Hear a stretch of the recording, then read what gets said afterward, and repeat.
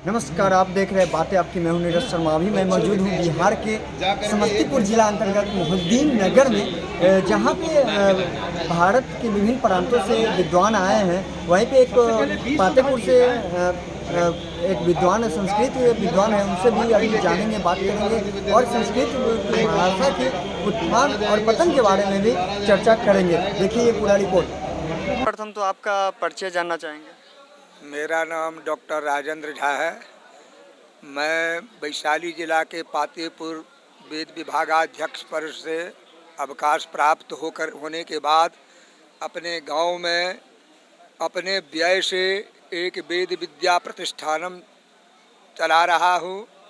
आप देखे होंगे कि उस प्रतिष्ठानम के सारे छात्र यहाँ आए थे और आकर के यहाँ इस विश्व वैदिक धर्म सम्मेलन जो हुआ है, चारों वेदों से उसका मंगलाचरण किया गया, स्वागत गान संस्कृत में किया गया है। तो अब मैं अवकाश प्राप्त होने के बाद अपने गांव पर भी वेद विद्या प्रतिष्ठानम चला रहा हूं।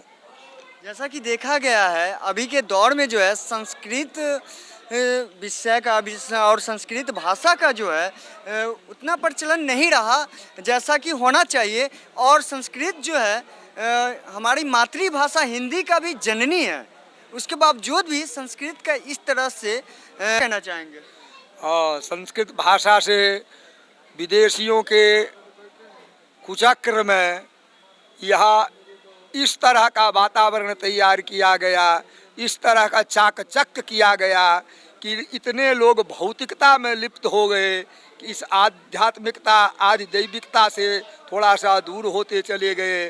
और धीरे धीरे इसलिए संस्कृत लब्ध की संस्कृत भाषा जितनी भी भाषाएं हैं सभी भाषाओं से सुगम भाषा है। थोड़ा सा विचार करने की बात है। आप संस्कृत बोलते हैं अहम गच्छामि, बंगला में कहते हैं अहम टूट करके आमी हो गया। अहम जामी संस्कृत में है, बंगला में भी कहता है आमी जाची, मैथिली में कहा जाता है होम जाइची, अहम आमी होम।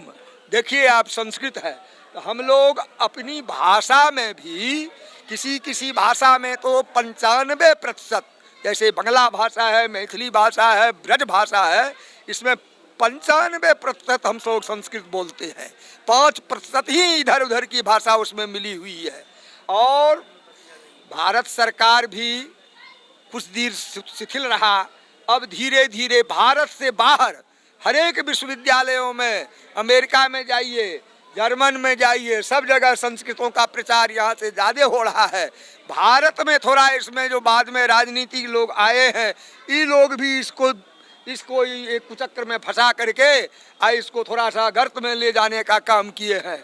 और थोड़ा सा जिसके ऊपर में इस संस्कृत का भार था, हमारे यहाँ जो मठ मंदिर है, प्रायः उत्तर भारत में जो मठ मंदिर है, उस मठ मंदिरों का जो मठाधीश बने हैं, ये लोग जिस उद्देश्य से मठों की स्थापना हुई थी, मठस्थात्रादि निलय कहा गया है, जहाँ संस्कृत के छात्र बसते हों उसी का नाम मठ है, अमरकोश में कहा गया है।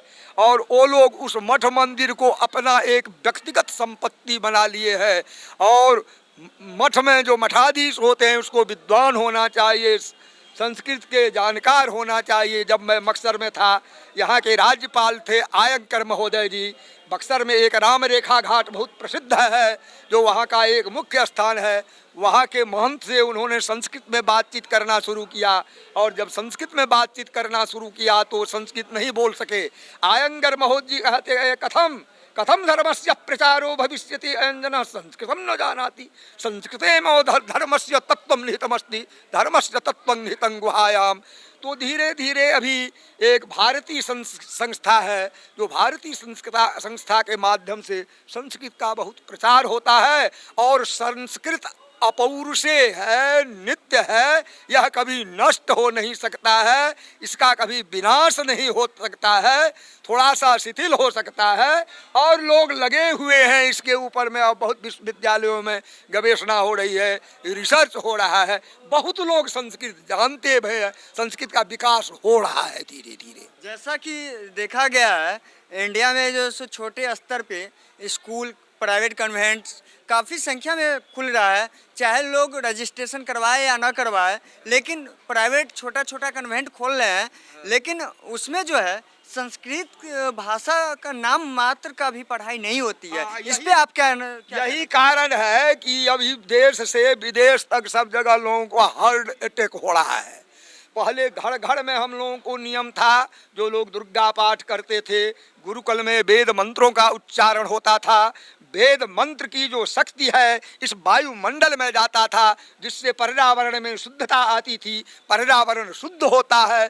संस्कृत का जो ऐसा शब्द है जिस शब्द में पर्यावरण को शुद्ध करने की सबसे अधिक क्षमता है, और संस्कृत से लोग धीरे धीरे जो दूर हो गए हैं आधुनिक चाकचक्य में, इसीलिए लोगों को हार्ट अटैक हो रहा है। शुगर नाम की आज की बीमारी जो है सो प्रायः 90% लोगों को व्याप्त हो गया है। अभी भी संस्कृत का लोग उच्चारण करें। आप लोग भी अपने घर में यदि संस्कृत का 10 पंक्ति भी प्रतिदिन प्रातः उठ करके पाठ करें उसका, तो आप लोग के घर में भी लोग स्वस्थ रहेंगे, दीर्घायु बनेंगे।